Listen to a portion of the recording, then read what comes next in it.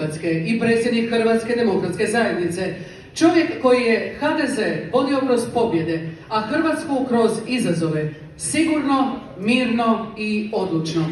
Pozdravimo predsjednika Vlade Republike Hrvatske i Hrvatske demokratske zajednice, gospodina Andreja Plenkovića.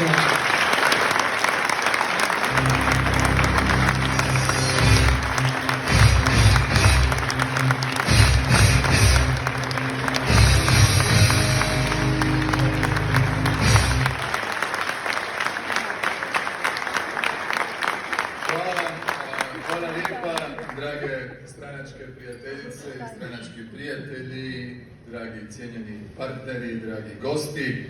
Prije svega, evo moram pohvaliti Antonija koji se uz to što je dobar za kampanje pretvaraju DJ-a, ovo on sve radi, može jedan aplauz za Antonija.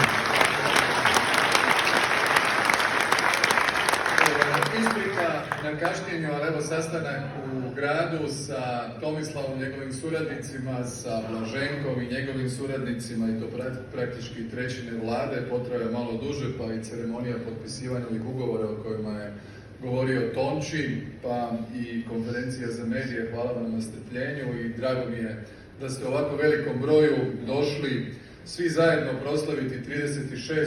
obljetnicu HDZ-a ovdje u Splitu, obljetnici važnoj za cijelu Splitsko-dalmatinsku županiju.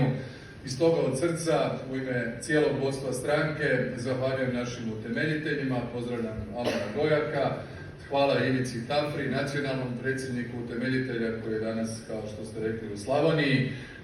Vi ste u tim trenucima pod vodstvom predsjednika Tuđmana osnovali najsnažniju, najveću i najutjecajniju političku stranku, ja bih rekao uopće u hrvatskoj povijesti, stranku koja pokazuje snagu i 3,5 desetljeća nakon svog utemeljenja i predstavlja upravo onu okupljajuću snagu hrvatskog naroda koja se uvijek bori za naše temeljne vrijednosti, a to su državotvornost, domoljublje, narodnjaštvo, demokršćanstvo utemeljeno na vrijednostima Domovinskog rata. Molim jedan veliki aplauz za sve utemeljitelje HDZ-a.